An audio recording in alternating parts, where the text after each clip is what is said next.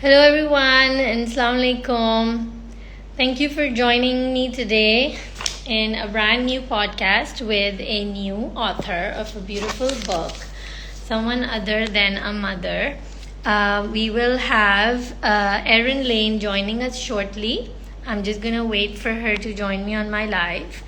And we will be discussing her amazing book with the most refreshing outlook on motherhood, and we'll see what she's got to say. So here she goes. She's going to be joining us in a second. There you are. Can you hear me now? I can. Here we Great. go. This is amazing. This is really fantastic. I'm very excited to have you with us. I'm just going Oh, to introduce you a little bit from the intro we've got here. So, a little bit about the author. Erin is a writer, theologian, and someone other than a mother. She is most recently the author of Lessons in Belonging from a Church-Going Hope. She holds a bachelor's degree from Davidson College and a master's degree from New School, both with a focus on gender studies. Mentored by Parker Palmer and the Center for Courage and Renewal, she works as a vocational retreat facilitator, helping people discern their wildest questions of purpose. Resides in North Carolina with her improbable kids. So, welcome, Erin, and thank you for joining us. This is the first time Erin and I are talking face to face. How are you feeling today, Erin? I woke up more optimistic than usual. So I am feeling present and in my body. What about you? Um, I don't know what to say because I'm so excited and nervous right now. Great. We Uh, call that like nervitis in our house when there's like a mixture of like, I'm so excited I get to do this, and oh my gosh, I'm doing this. that's fantastic, and I love how you have a word for the. You have these amazing words that I have heard before. So, so what really attracted me to Erin was when I saw her Instagram profile on nurse, and I was floored because that's something I totally resonated with, but I've never seen that word before. So that's something that I feel we can connect on in our conversation today. I would like you to share a little bit about your book. I have a lot to say. I've been going on highlighting lots of things in your book, and there were some real aha moments for me. So I would like you to go first, and then I will go with. Yeah, I would love to hear your aha moments. Um, I've been describing this book, Someone Other Than a Mother, as like a memoir manifesto. So it's my story, but it is structured as nine scripts, kind of pervasive cultural sayings that I grew up hearing as a young woman growing up in the American Midwest, with Catholicism in the waters, but also some evangelicalism. Um, and then ending up living in the South for a lot of my adult life. And so, how that shaped the narratives I got about what a life well lived looked like and about what a woman's life well lived looked like. So I say this book is a memoir manifesto for anyone who doesn't feel what they're supposed to feel about motherhood traditionally defined. So you could be mothering and feel like I'm not doing it like I think I'm supposed to. You could be not mothering and being like, why does this feel not okay to be this way in the world and have these particular desires and commitments, and things that light me up inside and things that don't. So that was my hope in writing a book. That's how I've been describing the book. And it's just been like so delightful to hear from such a wide swath of people who are like, this is helping me feel seen. And I'm like, oh, good, that helps me feel seen to know that you feel seen in the reading. So at one point you've written, your husband that Erin, nobody about this stuff. Um, and that is something that is uh, as ourselves, because there is no one like us, and our narratives may not fit the general narratives around us. I feel like having this strong connection to spirituality, that the reason we're supposed to aspire for God is because God is this entity who is limitless, who is formless. And the limitlessness gives us the freedom to not limit ourselves within a narrative, within a box, and to say, this is how you're meant to be, and this is how you're going to do your life. And at one point, you're narrating a story or a little bit about a friend who's in her 70s, and she's being constantly wished on Mother's Day. She doesn't have any kids, and she's being wished Happy Mother's Day. And she says, what's meant to be a compliment instead feels like coercion. And Yeah. this is aha moment in the book where I feel that whatever it is that we choose, there should be no coercion. So, Hmm. so how, yeah, please go on.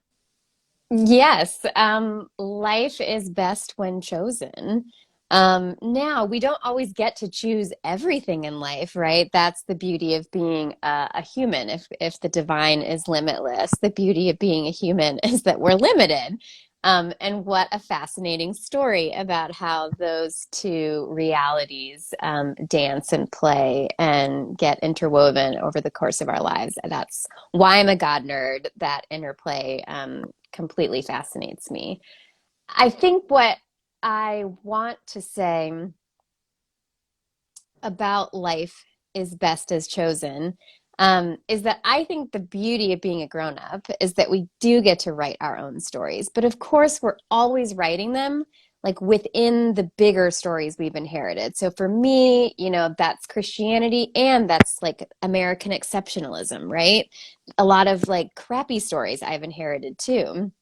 Um, and so we get to make sense of what is that sliver of agency we have to make a story for ourselves that feels life-giving, but is also, of course, always shaped by our community and our particular social locations and the way our bodies are read in the world.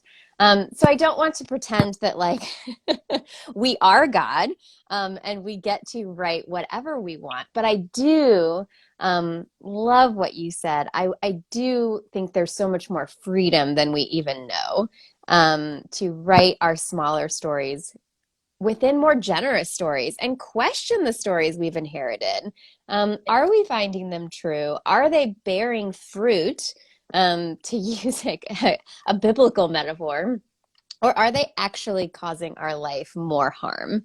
And I Absolutely. think that's always my question with any kind of theology or spirituality. Like, are you seeing good fruit come from it? Are people thriving because of this narrative? Or are only some people thriving? Are you thriving because of this narrative? And can we reassess that and see about living into and practicing some new narratives? Beautiful. Thank you so much for articulating that for so many of us, because Rumi has this saying where he says that the door is always open, but at the same time, I feel while we're talking, I was feeling that something came to my mind. But yeah, so the idea is that we're not, we're absolutely not free to walk, but we're uh, the decisions we can make in our lives. Like we know that we have that choice at times, but then the stories that we inherit sometimes can limit us. And yeah, and this is what I wanted to reiterate is that what was the purpose of religion, and what did God intend when He sent religion through His messengers, through His you know to its agencies when the word of God came to us? What was the intention? And please correct me if I'm wrong, but what I understand is that religion came to bring that seed that is within us and bring it to the fruition of a tree that can now give fruit. to actualize that which was just potential. And Mm, anyway, if religion itself gets in the way of that actualization, then mm. How beautiful. What a beautiful way of putting it. Yeah, my Pastor Lisa, who ends up in the book, there are a number of other women's stories in the book to show how, again, this idea that motherhood is the most superior way of being in the world and the recipe for a life well lived. I wanted to include many other stories to show how that particular lie creates shame. Um, can create shame, can create the lack of flourishing in women's lives. Pastor Lisa always says the purpose of spirituality, the purpose of religion, the purpose of Jesus is that we might have life and life more abundant. And so I love your metaphor of the seed because that's life, right? Like the seed is life, and what waters it, what nourishes it. What do we need to prune out of our gardens? Like, what are the weeds? And I think this book is really examining what are the weeds that maybe we didn't even know were kind of growing alongside us, that are actually not creating life for us, and not creating life for the other people who are in our communities and who are also feeling bound by narratives not their own. absolutely. So there's a portion in the book where you've written that um, for others, the promise of experiencing fulfillment in motherhood is painful, nonsensical, and exhausting. I've heard women who don't have children ask, "What's wrong with me?" And women who don't want children moan, "I can't talk to friends anymore." And mothers doing it differently sigh, "I'm tired of having to defend my life." So, and then you go on saying, along the way, I've learned that the problem with the mother scripts is not simply that they don't work for some women. The problem is that they're assumed to work for all women, thereby shaming any woman who lives beyond their cloud of certainty. Would Mm. you like to shed some light there? Yeah, I originally wanted, when people ask me, who's this book for? I'm like, well, it's for women that don't have or don't want or don't center their lives around children of their own, which usually means biological children or children living under your own roof. And not because they don't love children or if they have their own children, love their own children, but because there's this idea, there's this philosophy that there is something exceptional about your own children, that sometimes looks like you privileging that life, you privileging their well-being over the well-being of the common good. And so this book is really for anyone who has children or doesn't have children, but who says, like, I really want to be telling narratives with my life that are inclusive of other people. And if we have all of these narratives that say, like, you only have meaning until you become a mother, that's not inclusive. Not everyone can become a mother. Not everyone wants to become a mother. And there are a lot of people mothering who feel a lot of shame for not enjoying it as much as they're supposed to. And So, so that's one of my biggest fears with the script that, you know, you don't know love until you become a mother. I'm like, we should never put a gate on love. And so many of these scripts are putting a gate on who can experience the good life and who can't. And whether we find ourselves fitting those scripts or not, I think it's worth it for all of us to labor for a world in which we tell bigger, kinder, truer, more generous stories. absolutely. So we have a comment here. I can relate to that. It's such an interesting point. I'm a foster carer and have taken care of lots of young children, which has been so beautiful. Thank you so much, enough for this beautiful comment there.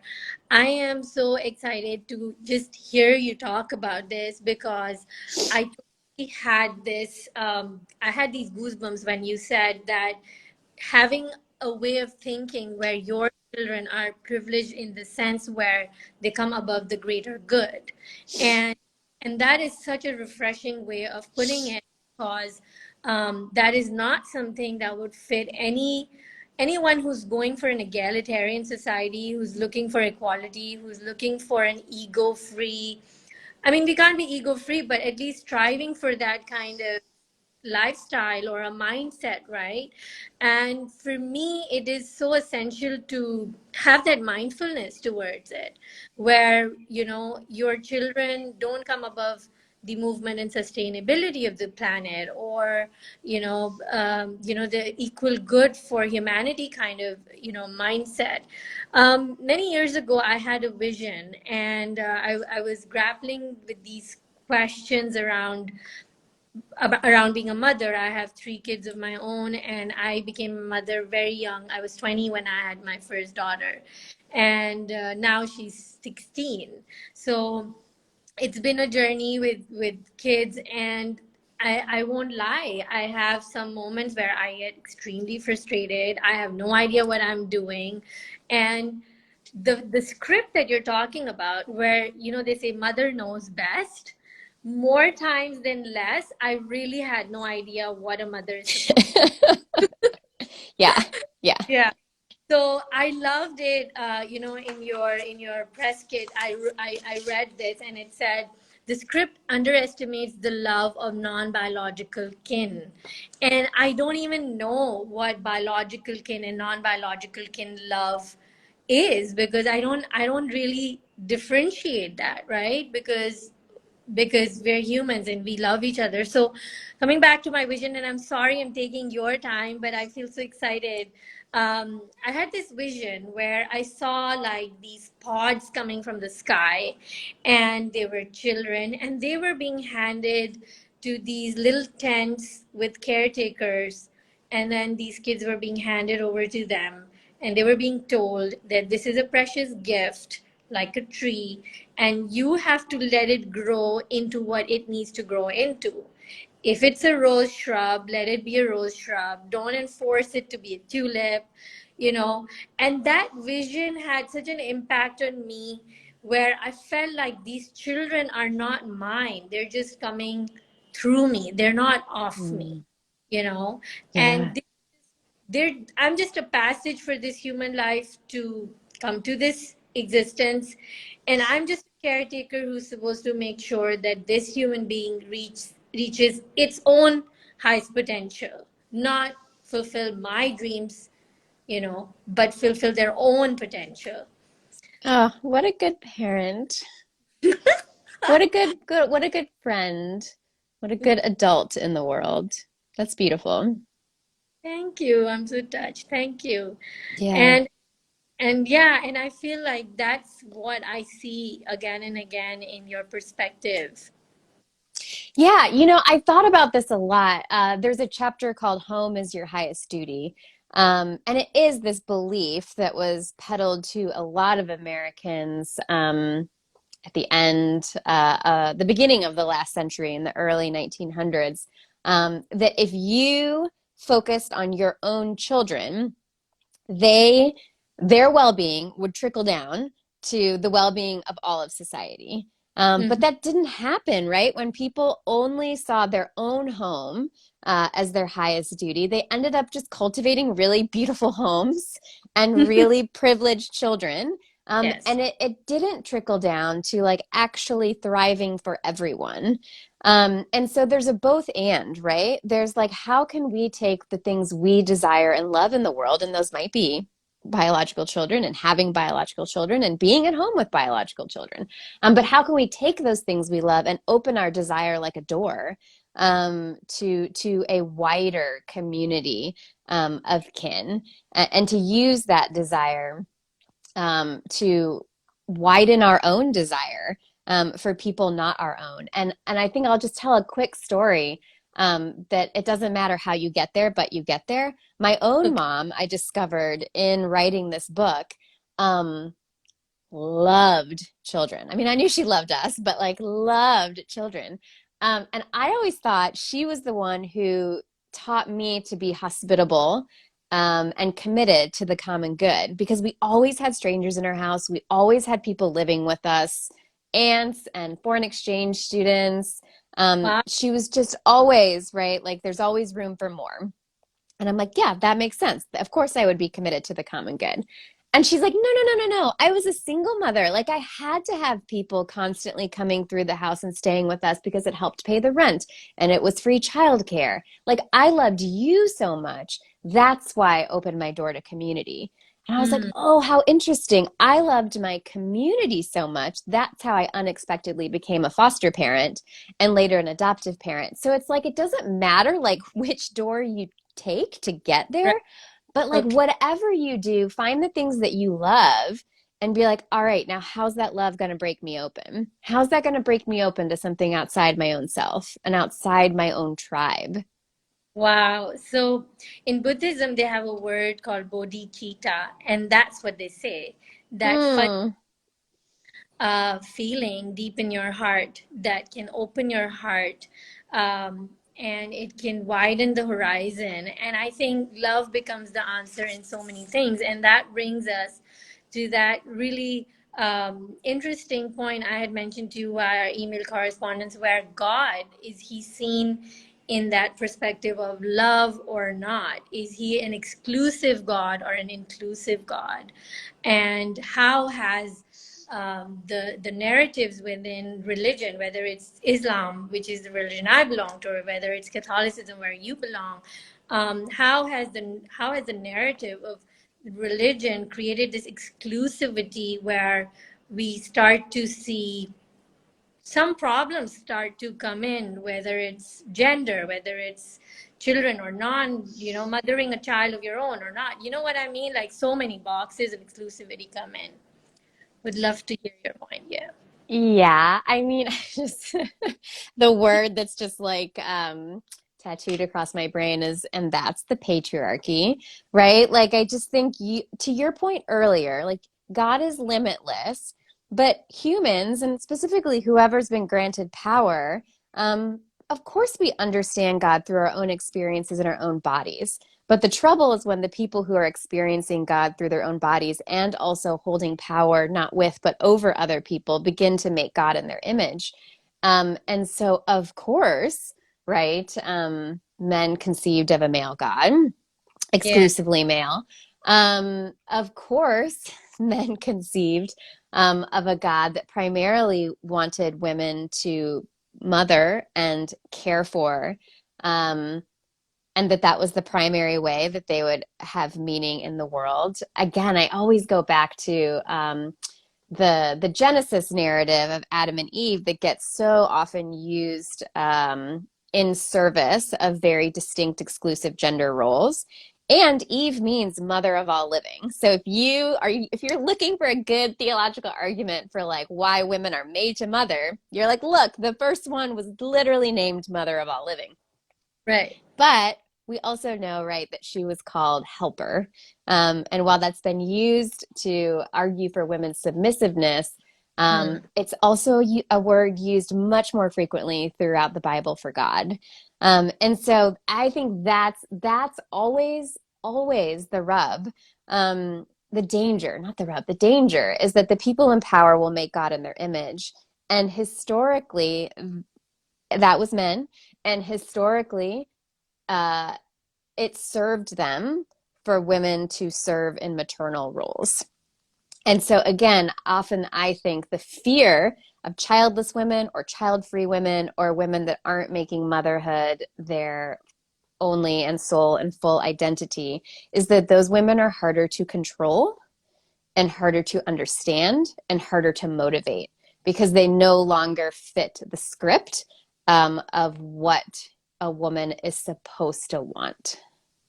Wow, I had so many goosebumps, and you articulate so much of what I believe and what I research into. And I've been researching into gender equality through the Islamic narratives in religion. And this is what I was discussing with Erin earlier on: how important it is for us to break these narratives within the framework of religion, because we don't need to leave religion to bring equality.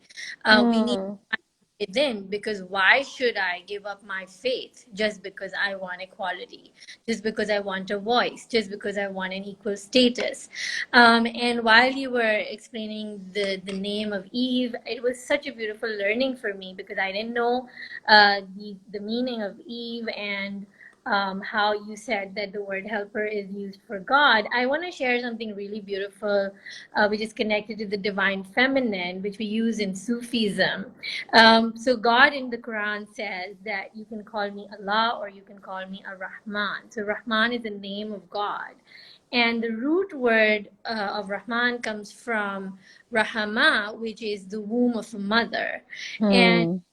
says, I am the womb. I am the one who holds the womb of nourishment, who takes the sperm and makes it into a fully grown child within the womb. And that's our journey as a human being on earth. We come as these seeds that need to become a tree. And so he's constantly within our literature, even giving his emulation, he's always saying that I'm in the likeness of a woman.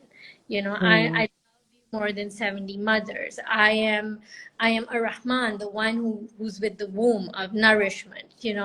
So it's so beautiful when you go there. And sometimes now, I've started to change that script for myself, and I refer to God as her or she, and I find it awkward because I'm conditioned otherwise. But in all of my work, I find God so much closer in divine feminine than the masculine. I mean, this is just something which is a process, which is a journey. I'm not finalizing anything, but just sharing very vulnerably where I am right now. Yeah. Oh, that's beautiful. I love that. I love that so much. And I think so much of our titles and metaphors for God should be surprising. I think they should be a little itchy and uncomfortable. Again, Yeah, because how else are we going to know that we haven't kind of grown comfortable, that we haven't started making God in our image? I think it's important to experiment with language for God because it's all incomplete. But there are seasons of life where we need different metaphors and different titles. Um, to again open up like new pathways and new aha moments. ab- One of them that I write about in the book for me is I realized I've been praying. I taught our girls, so we have three girls that we met through foster care and then unexpectedly adopted. And I say unexpectedly, like obviously we chose to adopt them, but we didn't expect that we would want to adopt children or that even these three girls would, that their story would end with adoption. And so I taught them to pray the Our Father prayer, Our Father who art in heaven, hallowed be thy name, that I grew up with in Catholicism, but changing it to Our Mother. And we did that for a while. And then I was like, well, I don't want them to think that God is only a mother. uh, Because what if they grow up and become someone other than a mother? right. So now we're sort of experimenting with, I'm really into calling God the adult in the room because I always feel like there need to be more adults in the room, and I'm tired of being the only adult in the room. I, Um, so now I'm like, maybe we should start praying like our adult who art in heaven, hallowed be thy name. So yeah, just always going through seasons where like this is meaningful to me. Oh, now this is less meaningful to me, or this is lighting me up inside, or oh, this has become rote. wow. Yeah, I This think it's always innovation and integrity and spirituality. That's really, really phenomenal what you just said there, because there is this deep connection within all of us when we make that connection with God in our own particular way, that the spark comes, something within lights up. And that's when, Dr. Wayne Dyer says, when you feel good, you feel God, you know. Hmm. And I just always go with that, and I really appreciate and appreciate you sharing this with me, because with my girls growing up, my elder one being 16, we talk a lot about feminism, we talk a lot about gender equality within religious scripts and narratives. And a lot of time we go into territories which make a lot of people uncomfortable. People are very, it's very easy and they're very fast to judge, they're very fast to label you as blasphemous. And just the word innovation in religion is taken as such a um, uncharted area. You just don't go there. But then each one of us have to foster that very personal, intimate connection with God, so that every day when you're in a dialogue with him, moment to moment, in your sense of presence, you can feel that good feeling inside. So Yes. Well, and yes, what I want to frequently say to people, this is why I'm a God nerd, because my favorite thing is to actually look back in church history, or the history of religion and say, this thing you think is innovative is actually more orthodox, is actually more, or these three things that we take for granted now, those were innovations at some point, right? Like one of the things I found while researching this book is parental language for God is really common. mm, Right. And in Christianity, God the Father has become like the preeminent title for God with good mm, reason. Like with Jesus prays to God the Father, right? You're like, okay, that probably always was the preeminent title. No, it wasn't the preeminent title until like the second or third century. Before that, they really loved logos. This idea that, God is the Word and God is the Word made flesh among us. And so, like, God the Father was an innovation, right? And so I think that's the other thing that like I get real excited about, is that we're called to innovate because that is what our people have always done. And again, how much more fun, to feel that you are part of the tradition when you are innovating rather than a heretic.